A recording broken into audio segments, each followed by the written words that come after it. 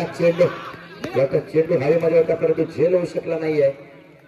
सुरेख गोलंदाज आपल्या पाहायला मिळते. थाई याच्याकडे संघाचं खातं करतो प्रथमेश. आता मात्र स्ट्राईक वर येतो ओमकार. हा देखील सुरेख चेंडू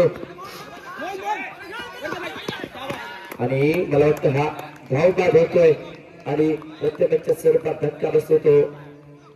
एक धाव प्रथमेशच्या स्वरूपात धक्का बसवतो लंबारवाडी या संघाला.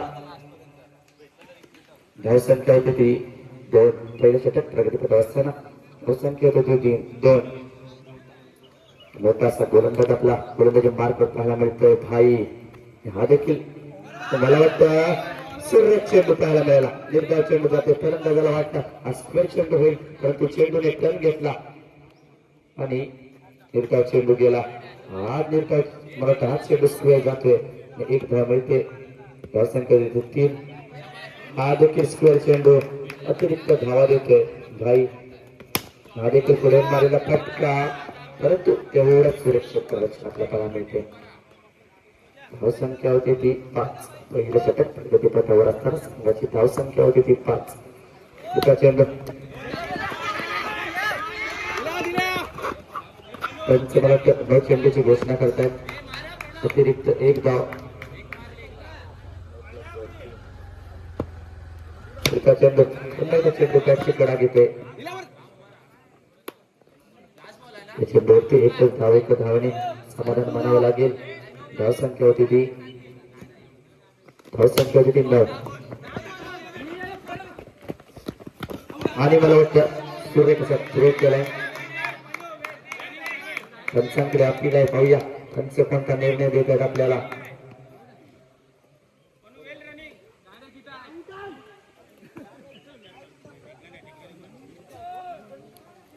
पंचांकडे आपली आहे पाहूया पंच.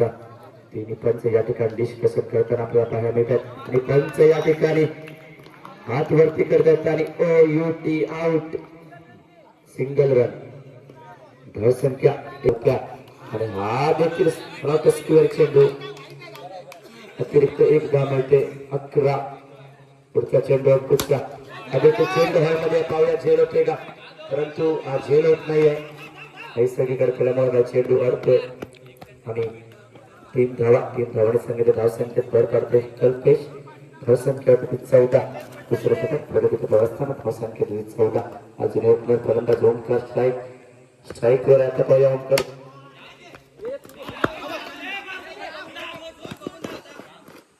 आणि या चेंडूवरती 2 धावा. 2 धावा संघाची संख्येत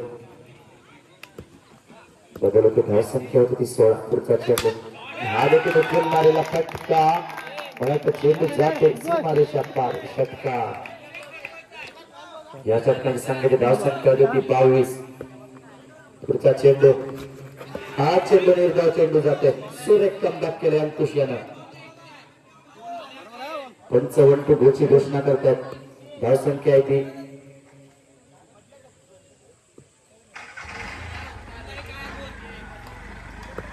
धावसंख्या होती 22.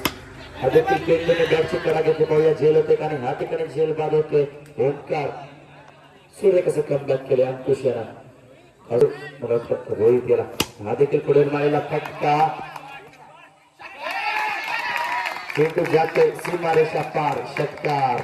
या षटकाने संघाच्या धावसंख्येत भर पडते. धाव सामना आहे. पहिला चेंडू कशा पद्धतीने खेळतोय तो पाहूया. पहिला चेंडू हवेमध्ये पाहूया. या ठिकाणी झेल होते का या ठिकाणी झेल सुटतोय आणि जीवदान भेटतोय भाईला. मला वाटतं हा झेल खूप महागात पडेल. कॅच छोटा मॅच छोटी.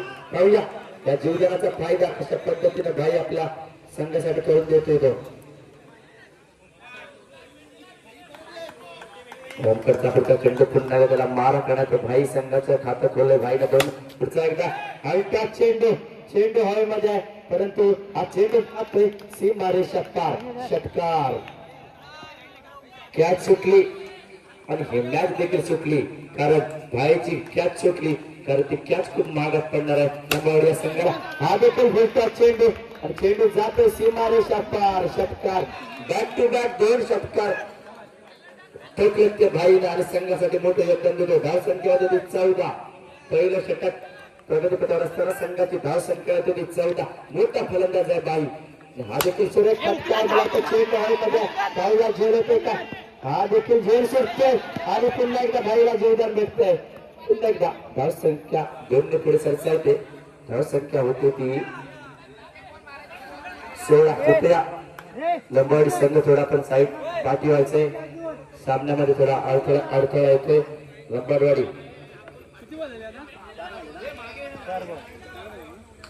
धाव संख्या होती ती 16.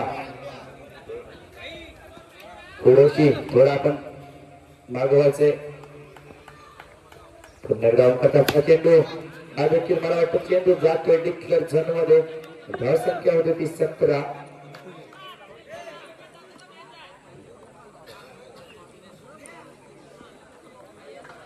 सुरेख फलंदाजी आपल्याला पाहायला मिळाली भाई याच्याकडून. प्रणय खोचे कुठे असेल त्याने कुठे ट्रॅव्हलिंग सांभाळलेला प्रणय खोचे. हा देखील सुरेख फटका आणि बॅट मधून आवाज आला टक्कन आणि चेंडू जातो सीमा रेषा पार. षटकार. या षटकाने की संघाची धाव संख्या 6 ने बरोबरते. धाव संख्या होती ती 23. हा देखील सुरेख फटका आणि हा चेंडू जाते सीमा रेषा पार. आणि या ठिकाणी ओंकार मोरवंडा संघ फायनल मध्ये प्रवेश